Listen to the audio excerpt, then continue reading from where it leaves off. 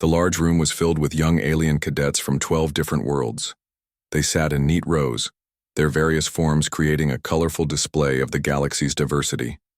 Some had scales, others had fur, and a few glowed softly in the dim light. All of them wore the same gray uniforms of the Galactic Defense Academy. At the front of the room, an old warrior made his way to the speaking platform. Kexar moved slowly, his forearms bearing deep scars from battles fought long ago. His insect-like body showed the wear of many wars. One of his compound eyes had been damaged, leaving a jagged line across the dark surface. The young cadets watched him with curious eyes, wondering what stories this veteran would share. Kexar reached the platform and turned to face his audience. His translator device hummed softly as it prepared to change his clicking speech into words the cadets could understand. The room fell silent, waiting for him to begin. "You think you know about war," Kexar said, his voice carrying the weight of experience. "You have read the books. You have learned the rules that civilized species follow when they fight. You believe war has honor and order." He paused, letting his words sink in.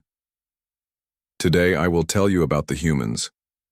After today, you will understand that everything you think you know about war is wrong." A young cadet with blue skin raised her hand. "Sir, humans are our allies now. Why should we fear them?" Kextar's damaged eye seemed to focus on her. "Fear them? Child, you should respect them. The difference between fear and respect is understanding. Let me tell you about Kepler Station." The veteran moved closer to his audience, his voice dropping to almost a whisper. 20 years ago, the Hegemony Empire controlled half the galaxy. They had the largest fleet, the best weapons, and they thought they were unbeatable. Kepler Station was a small human mining outpost on the edge of their territory. It had 200 humans living and working there. Kexar activated a holographic display showing the space station. It looked peaceful, with solar panels and docking bays for cargo ships. The Hegemony decided to take Kepler Station as a warning to Earth. They sent 10,000 soldiers, 50 warships, and enough firepower to destroy a small moon. It should have been easy. The cadets leaned forward, interested in the story. Most of them had never heard about this battle in their history classes. "Commander Jake Morrison was in charge of the station," Kexar continued. "He was a mining engineer, not a soldier. When the Hegemony fleet arrived, they expected him to surrender immediately. Instead, Morrison sent a message that still gives me chills when I remember it." The old warrior paused, his translator clicking softly. Morrison said, "This is human territory. You are not welcome here. Leave now, or we will make you leave." The Hegemony admiral laughed. "How could 200 miners fight 10,000 trained soldiers?" Kexar began pacing slowly across the platform. The siege began the next day. The Hegemony expected it to last a few hours. It lasted 6 months. A cadet with tentacles for arms spoke up. "How is that possible, sir? The numbers don't make sense." "That's what we all thought," Kexar replied. "But humans don't think like other species. While we were setting up proper siege positions and following military protocol, the humans were doing something else entirely." The hologram changed to show the interior of the station. Morrison and his people turned their mining equipment into weapons. Plasma cutters became rifles. Industrial explosives became bombs. The artificial gravity system became a trap. They used everything as a weapon. Kextar's voice grew quieter. But that wasn't the worst part. The worst part was how they fought. When our soldiers broke through the outer hull, they found humans waiting in the corridors. These humans had been exposed to vacuum for hours, their skin frozen and their lungs collapsed. By all rights, they should have been dead. The cadets looked uncomfortable as Kexar continued. Instead, they kept fighting. One human woman, a cook named Betty Walsh, had both legs crushed by debris. She crawled through the ventilation system for 3 days, setting traps and killing our soldiers with kitchen knives. The hologram showed the station's damage increasing. Over time, sections were blown apart, walls collapsed, and atmosphere leaked into space. We cut off their power. They made their own. We poisoned their water supply. They recycled their own urine and sweat. We blocked their food shipments. They ate the dead. Several cadets made sounds of disgust. Kexar nodded grimly. Yes, it disturbed us too. In our cultures, there are things we simply do not do, even in war. Humans have no such limits when they are protecting their home. The veteran stopped pacing and faced his audience directly. After 4 months, we had lost 3,000 soldiers. The humans had lost half their people. Any other species would have surrendered. Instead, Morrison sent another message. He said, "We're just getting started." Kexar activated a new image showing the station's final battle. In the last month, only 50 humans were still alive. They were wounded, sick, and running out of ammunition. Commander Morrison had lost his left arm and was slowly dying from radiation poisoning. The Hegemony Admiral decided to end it with one final assault. The room was completely silent now. Even the soft humming of the air recycling system seemed loud. 2,000 Hegemony soldiers stormed the command center, Kexar said. They found Morrison sitting in his chair, barely conscious. He looked up at our admiral and smiled. Then he pressed a button. The hologram showed a massive explosion. Morrison had turned the station's fusion reactor into a bomb. He killed himself, the remaining humans, and 1,500 of our soldiers in one moment. The explosion was so bright it could be seen from 3 star systems away. Kexar let the silence stretch for a long moment before continuing. The Hegemony Admiral survived, but he was never the same. He told me later that Morrison's smile haunted his dreams. A human male, dying and defeated, had smiled at him like he had won some great victory. A young cadet with green scales spoke up nervously. "But sir, they all died. How is that winning?" Kexar's compound eyes seemed to glitter in the light. Because word of Kepler Station spread throughout the galaxy.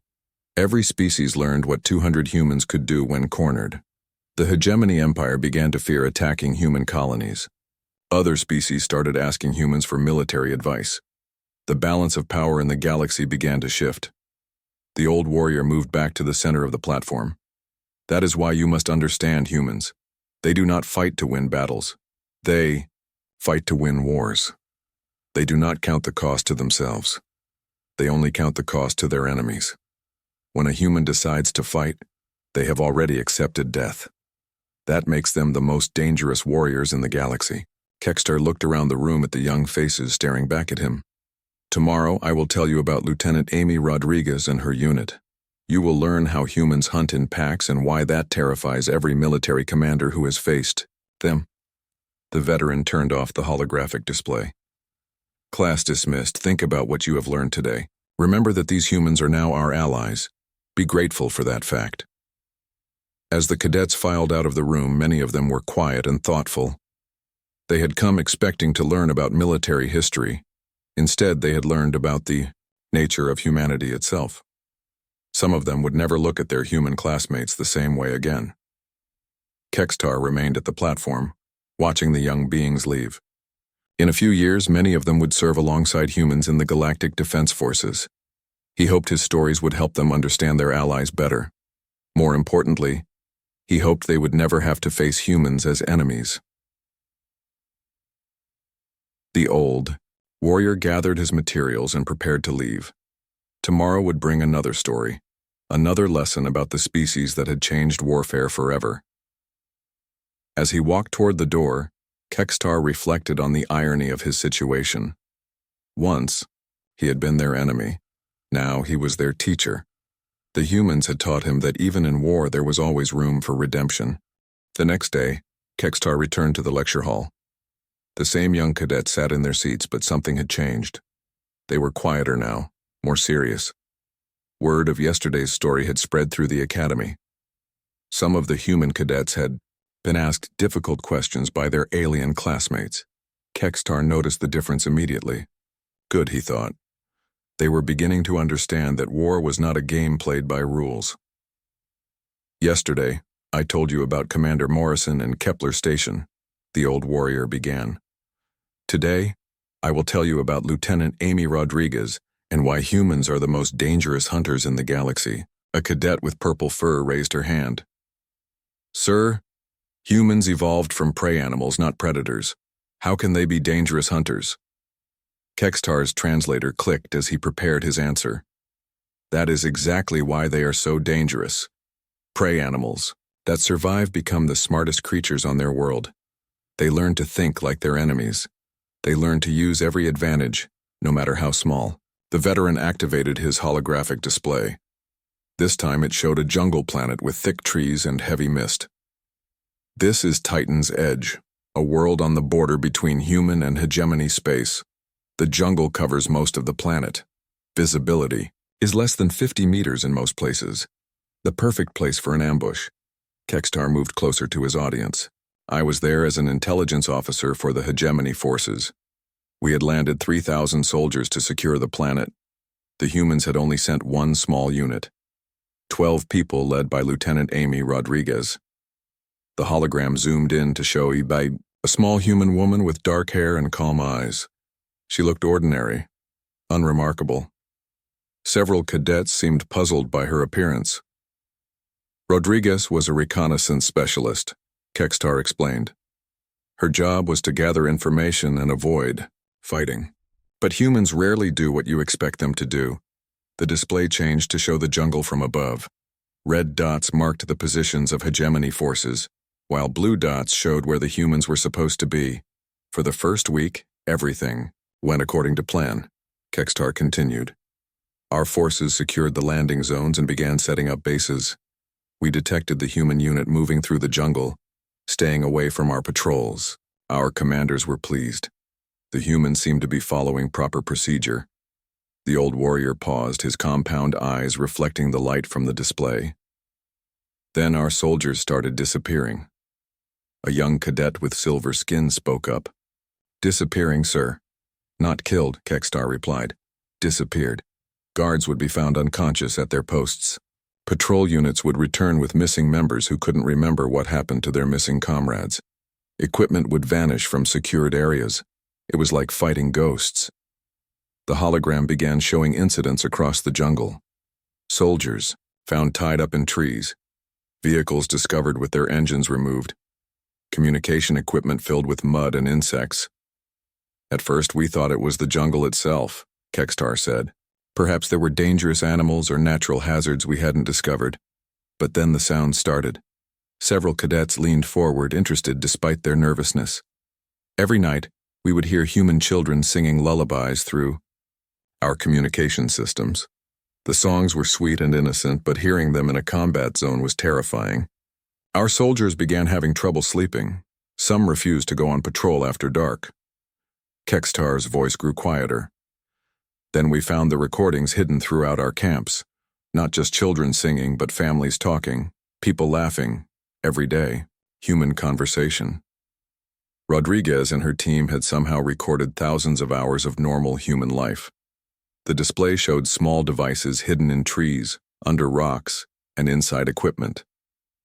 These recordings played at random times, day and night. Our soldiers never knew when they might hear a human baby crying or a woman humming a song. It got inside their heads. A cadet with tentacles asked, "Why was that so effective, sir?" "Because most species in the galaxy are social creatures," Kexar explained. "We have families, we care for our young, we value life." Hearing those human voices reminded our soldiers that we were fighting people with families, not monsters. It made them hesitate. In combat, hesitation means death. The hologram changed to show a hegemony patrol moving through the jungle. The soldiers looked nervous, constantly checking their surroundings. But the psychological warfare was just the beginning. Kexar continued.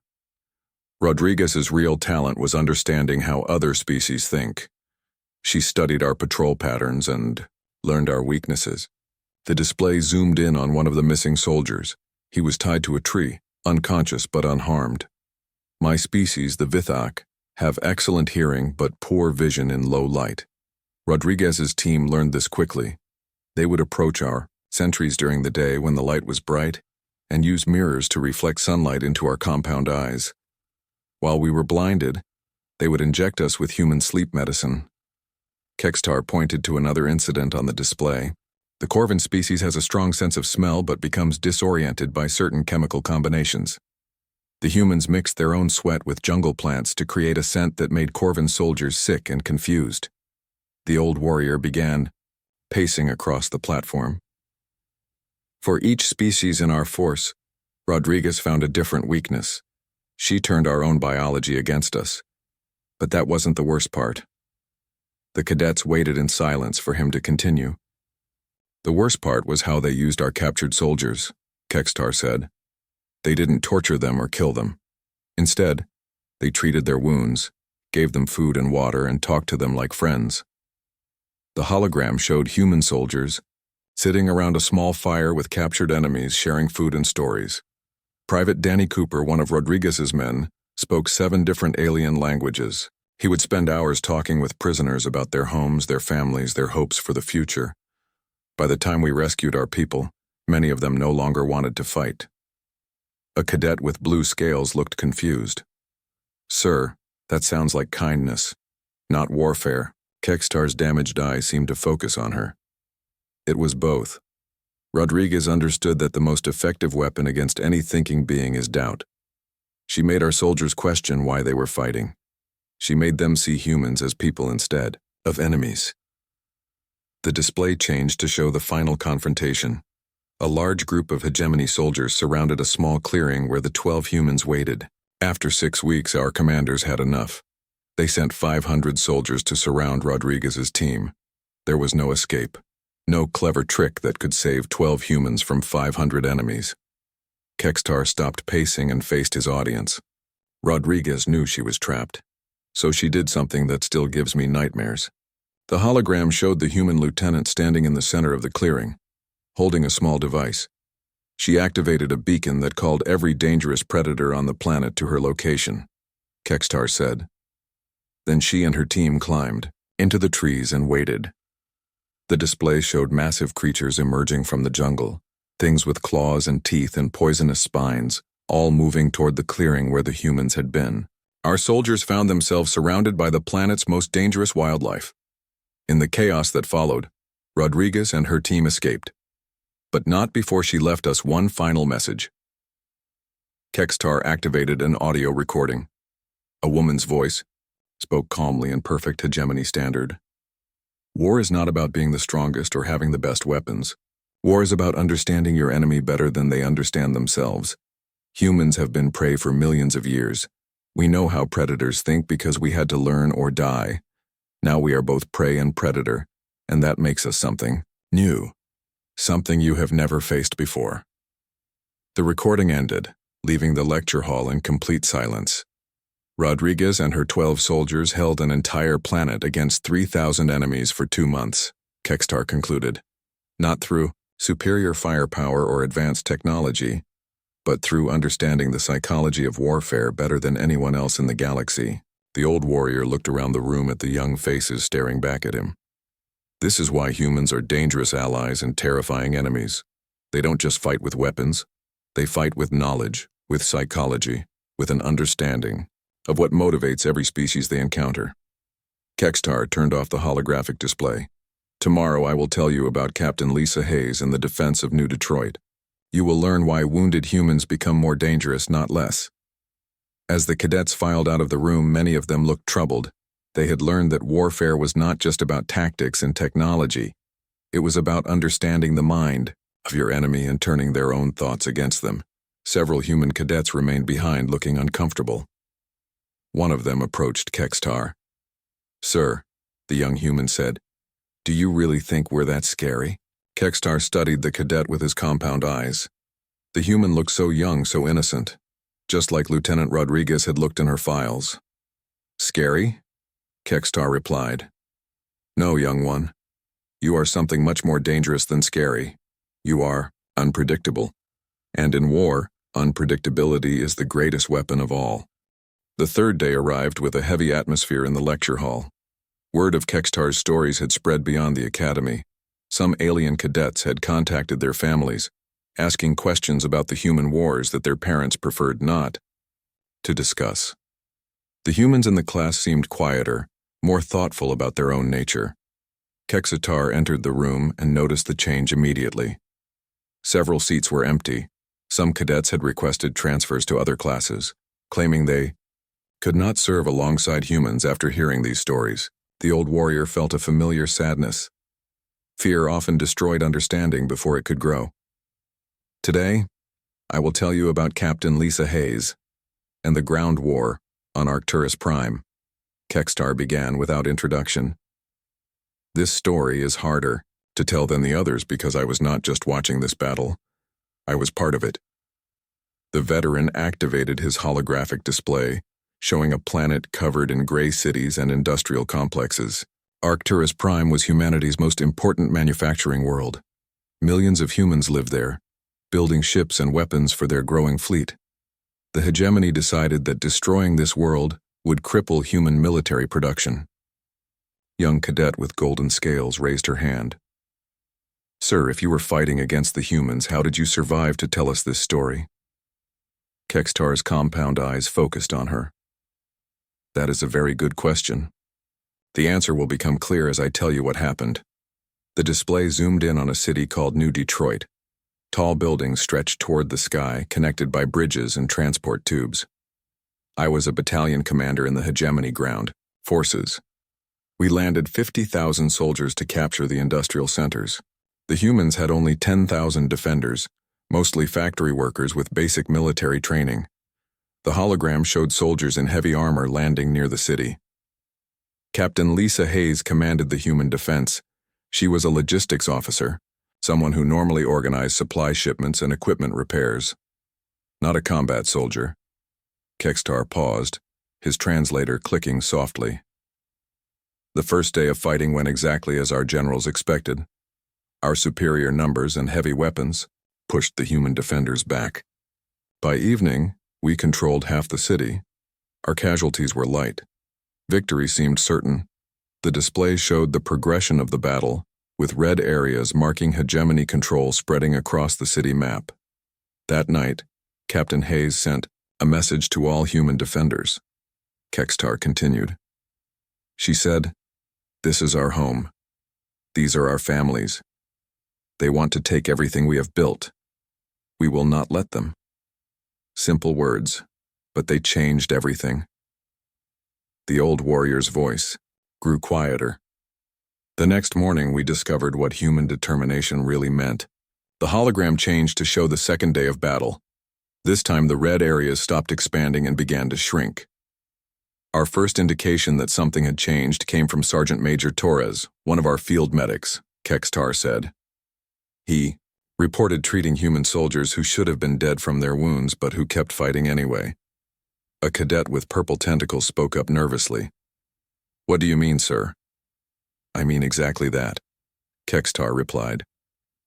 A human soldier named Pete Wilson had been shot through the chest with a plasma rifle. The wound should have killed him instantly. Instead, he used his own blood to mark enemy positions on the walls, then continued fighting for 6 more hours before medical help arrived. The display showed medical readings from the battle, heart rates, blood pressure, and pain levels that seemed impossible for any living creature to endure. Another human, Maria Santos, had both legs crushed when a building collapsed. Kexar continued. She dragged herself 3 blocks through the rubble using a broken piece of metal as a weapon to attack our soldiers from behind. When we found her, she was still conscious and still fighting. Several cadets looked uncomfortable. One with blue fur asked, "Sir, how is that possible? Pain is supposed to stop us from hurting ourselves further." Kexar nodded.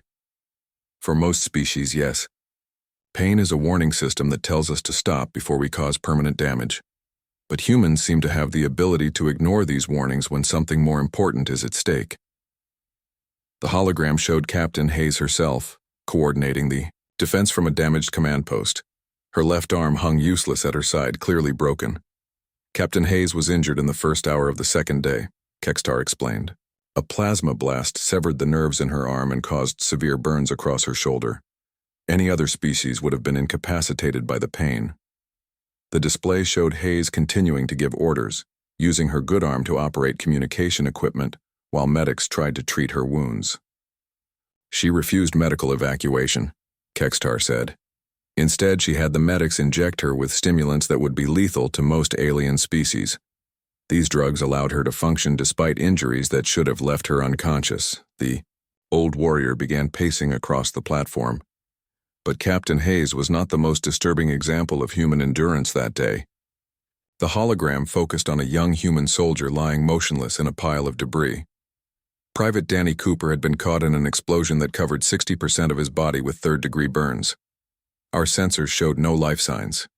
We classified him as dead and moved on. Kexar stopped pacing and faced his audience.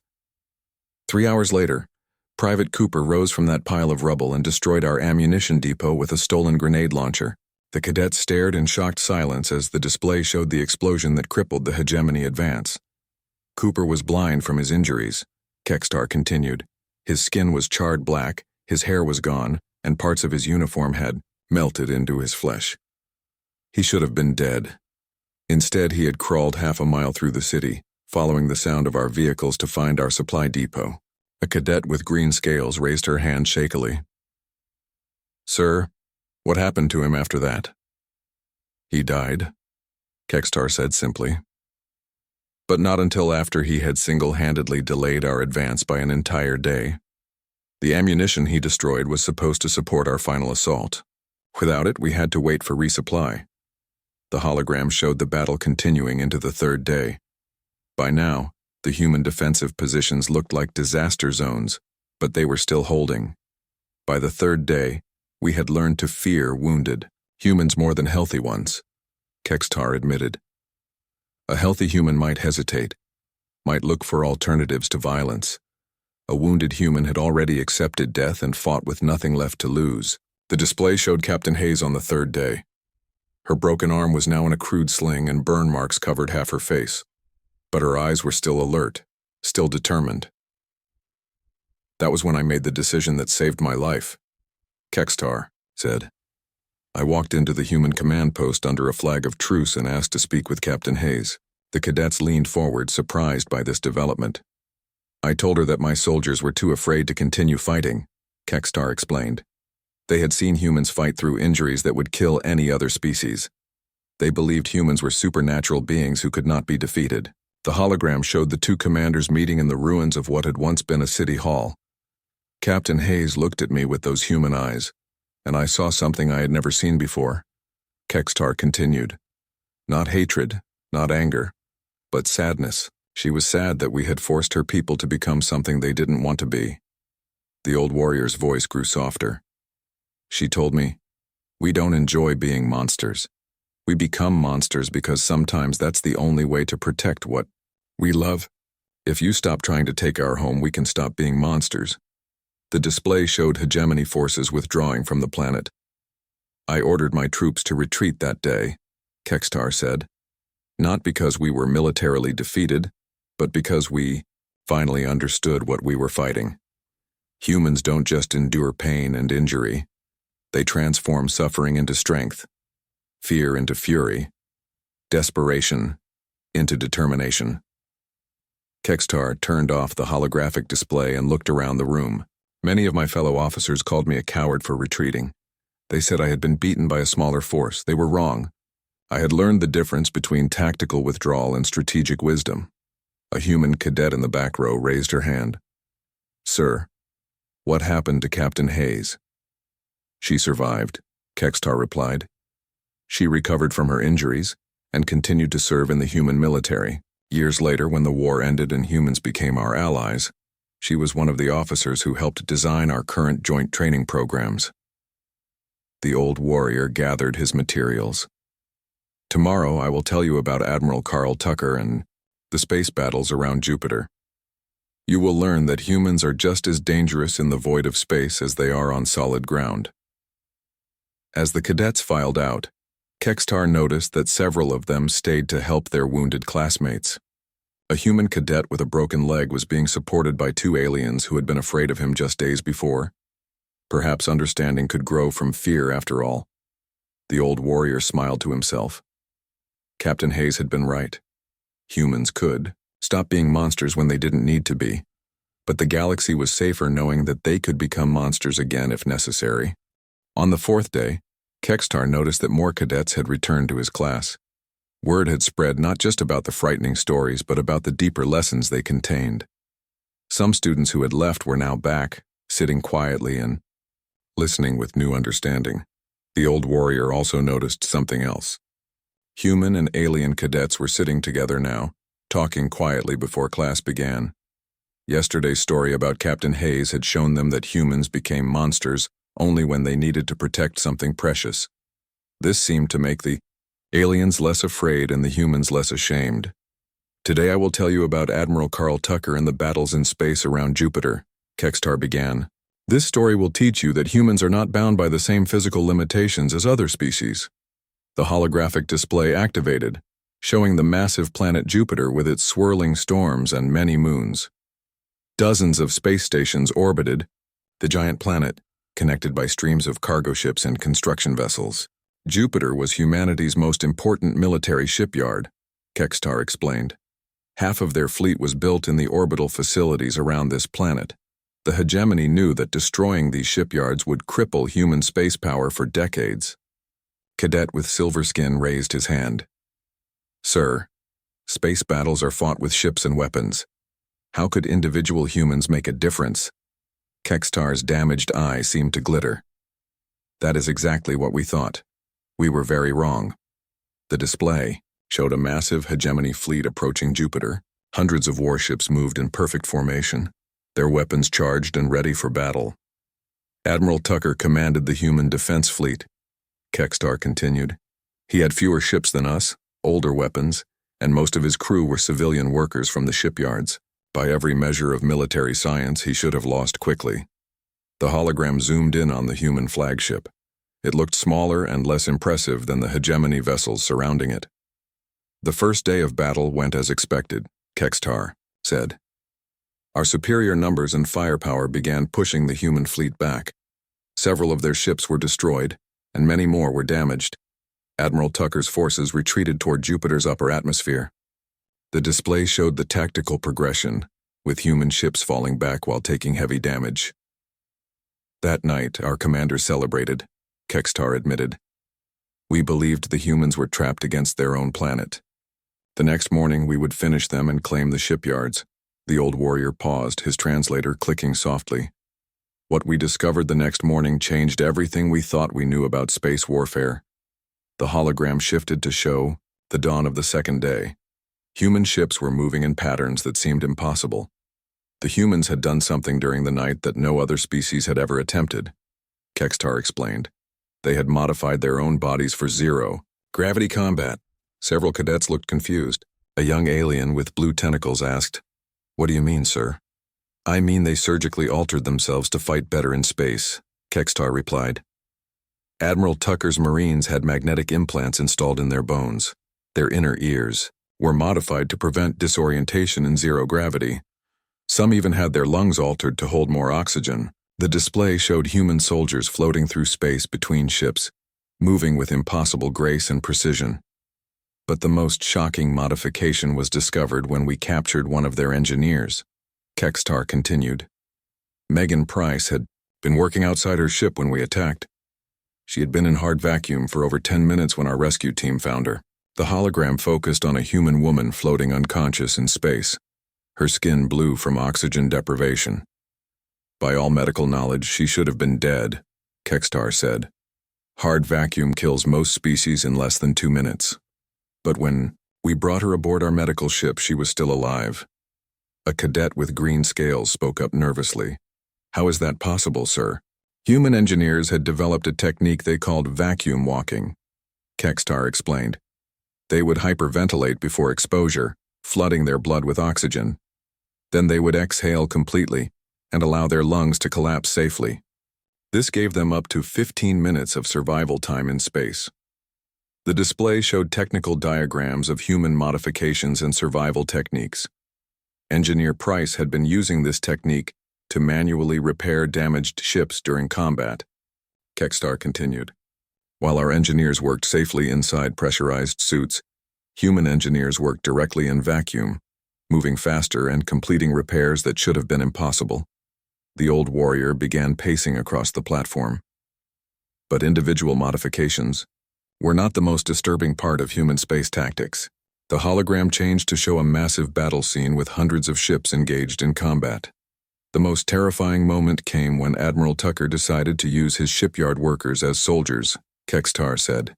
These were not trained Marines. They were welders, mechanics, and construction workers, but they knew the ships better than anyone. The display showed civilian spacecraft being converted into weapons platforms in real time. Human workers took apart their own construction equipment and turned it into weapons, Kexar explained. Welding torches became cutting beams. Construction robots became boarding drones.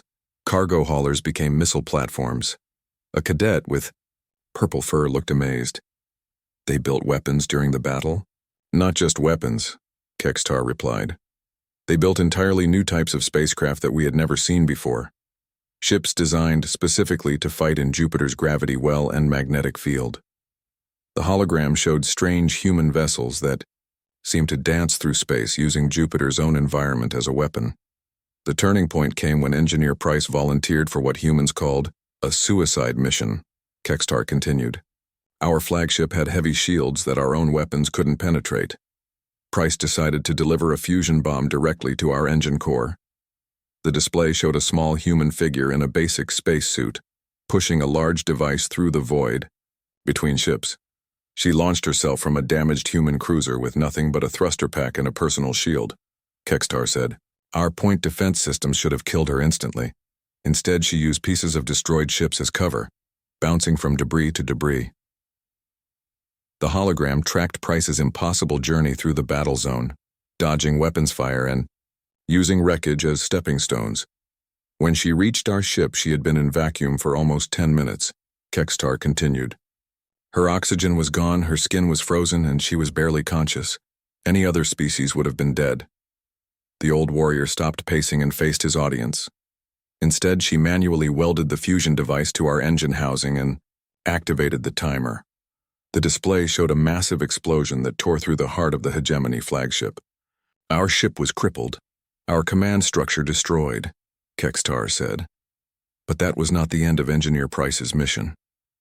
Several cadets leaned forward, wondering how anyone could survive such an explosion. Price had calculated the blast pattern perfectly, Kexar explained. She positioned herself in a debris shadow that protected her from the worst of the explosion. When the blast wave hit, it launched her toward the nearest human ship like a projectile. The hologram showed Price's unconscious form spinning through space, carried by the explosion she had caused. Human rescue teams recovered her 40 minutes after she had first entered vacuum, Kexar said. She had third-degree burns, severe decompression injuries, and permanent damage to her nervous system, but she was alive. A human cadet in the front row asked quietly, "What happened to her, sir?"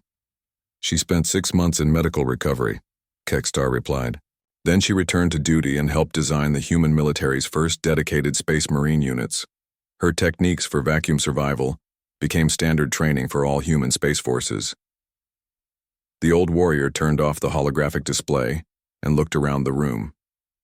The Battle of Jupiter taught us that humans do not simply adapt to harsh environments, Kexar said.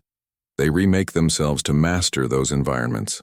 They turn the vacuum of space into an ally, gravity into a weapon, and their own bodies into tools of war. Kexar gathered his materials slowly. Other species build ships to protect them from the dangers of space. Humans build ships to help them embrace those dangers. They do not fear the void. They make the void fear them. A cadet with golden scales raised her hand. "Sir, are humans still modifying themselves for combat?" "The war ended before such modifications became widespread," Kexar replied. "But the techniques still exist. Human space marines still train for vacuum operations. They still push the boundaries of what their bodies can endure." The old warrior moved toward the door, then paused. "Tomorrow, I will tell you the final story about General Patricia Wells and the last battle of the war. You will learn why the Hegemony surrendered and why we now serve alongside humans instead of fighting against them." As the cadets filed out, many of them looked up at the ceiling as if seeing space for the first time. They had learned that the empty void between stars was not empty at all. It was full of humans who had learned to make it their home. Kexar remained behind, checking his notes for tomorrow's final lesson. The hardest story was yet to come, the one that still gave him nightmares. The story of what humans... On the fifth and final day, the lecture hall was completely full. Word of Kexar's stories had spread throughout the entire academy. Cadets from other classes had come to hear the final tale. Even some instructors sat in the back rows, listening, quietly, to stories they had never heard before. Kexar entered the room and saw the crowd waiting for him. His old wounds ached more than usual today. The final story was always the hardest to tell, because it revealed the true cost of human victory. It showed what humans were willing to sacrifice when everything they loved was threatened. Today I will tell you about General Patricia Wells in the last battle of the war, Kexar began, his voice quieter than usual. This story will show you why the hegemony surrendered and why we now fight alongside humans instead of against them. The holographic display activated, showing Earth's solar system. The blue planet hung peacefully in space, surrounded by its silver moon and the busy traffic of human civilization. By the final year of the war, the hegemony empire was desperate, Kexar explained. Human tactics had spread throughout the galaxy. Other species were learning to fight like humans. Our military advantage was disappearing.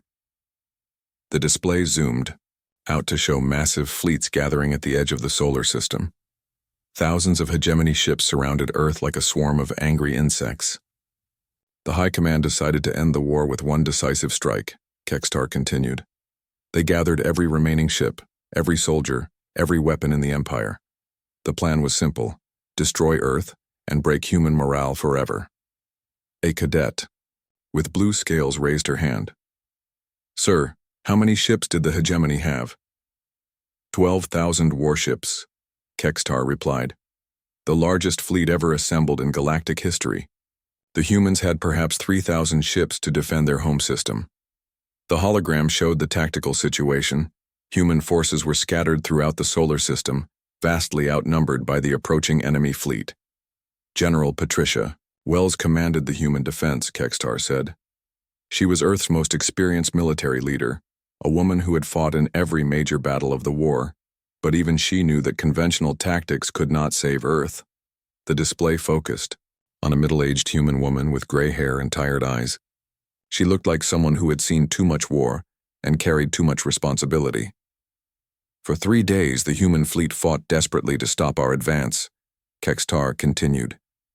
They used every trick, every tactic they had learned during the war, but the numbers were too great. Slowly, our forces pushed closer to Earth. The hologram showed the running battle, with human ships falling back toward their home planet while taking heavy casualties. On the 4th day, General Wells made a decision that still haunts my dreams, Kexar said, his voice barely above a whisper. She decided to use Earth's moon as a weapon. Several cadets gasped. A young alien with tentacles asked, Sir, what do you mean? I mean exactly that, Kexar replied. General Wells ordered the installation of massive fusion engines on the moon's surface. Her plan was to launch Earth's moon at our fleet like a giant projectile. The display showed the technical details of the plan. Enormous engines being built. On the lunar surface, calculations for trajectory and impact velocity. The moon had 50 million human colonists living on it, Kexar explained. Research stations, mining operations, entire cities built inside the craters and caves. It was humanity's first major colony beyond Earth. A human cadet in the front row looked horrified. Sir, what happened to all those people? Kexar's compound. Eyes reflected the light from the display.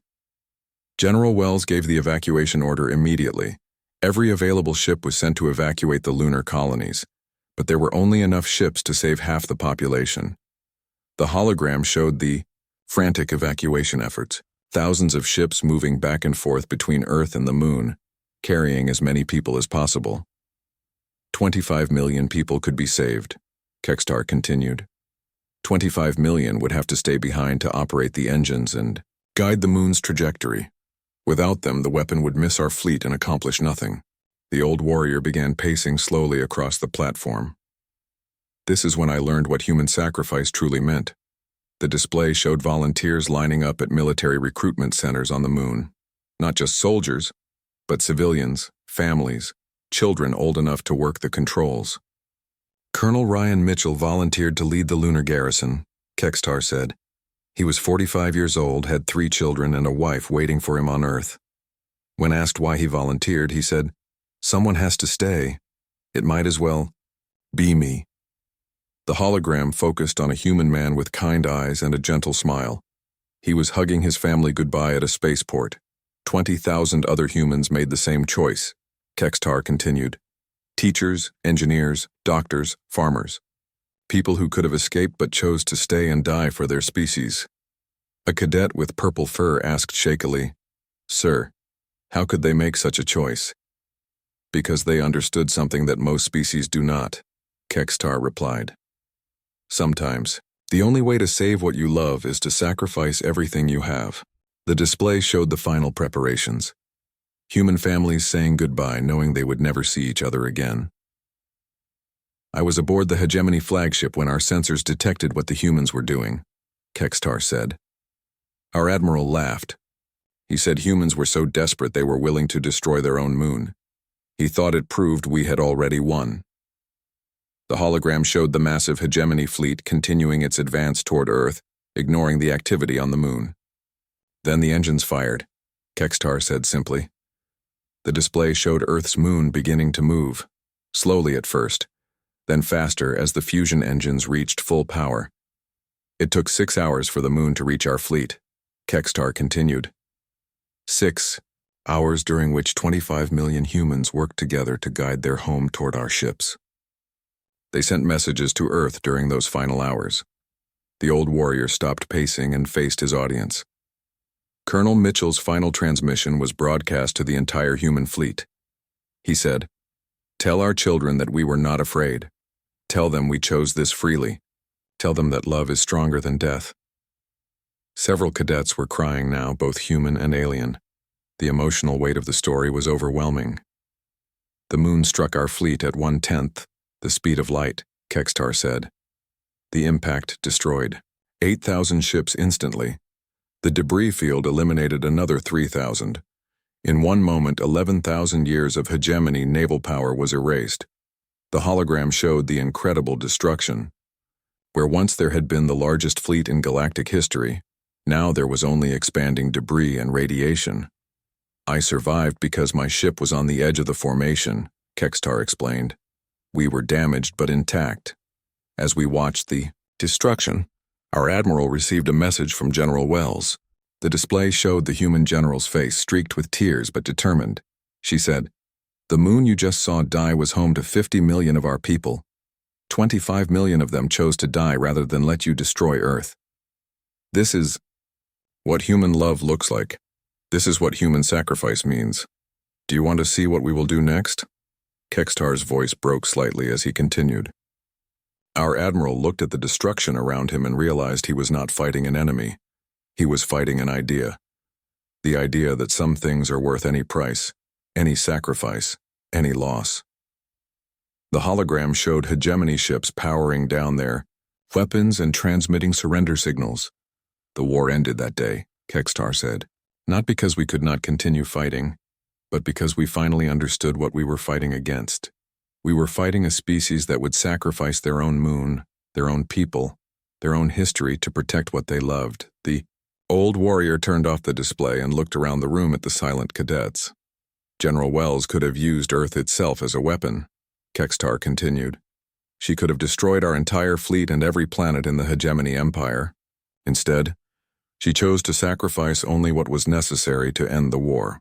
She retired from military service immediately after the war," Kexar replied. "She spent the rest of her life working to help war refugees, both human and alien. She said she had seen enough death and wanted to spend her remaining years preserving life." Kexar gathered his materials slowly. "This is why humans are our allies now instead of our enemies. Not because we fear their weapons or their tactics, but because we understand their hearts. They fight not for conquest or glory, but for love." The old warrior moved toward the door, then paused. "You are the future defenders of this galaxy. Some of you will serve alongside humans. Some of you will lead them. All of you must understand what you have learned here." He looked around the room one final time. Humans are not monsters. They are not supernatural beings. They are people who love so deeply that they will become anything, sacrifice anything, endure anything to protect what matters to them. Kexar walked toward the exit, his 4 legs carrying him slowly but steadily. The galaxy is safer because humans fight for it, but more importantly, the galaxy is better because humans love it. As the old warrior left the lecture hall, the cadets sat in complete silence. They had learned about tactics and weapons, about psychology and sacrifice, but most importantly, they had learned about the power of love to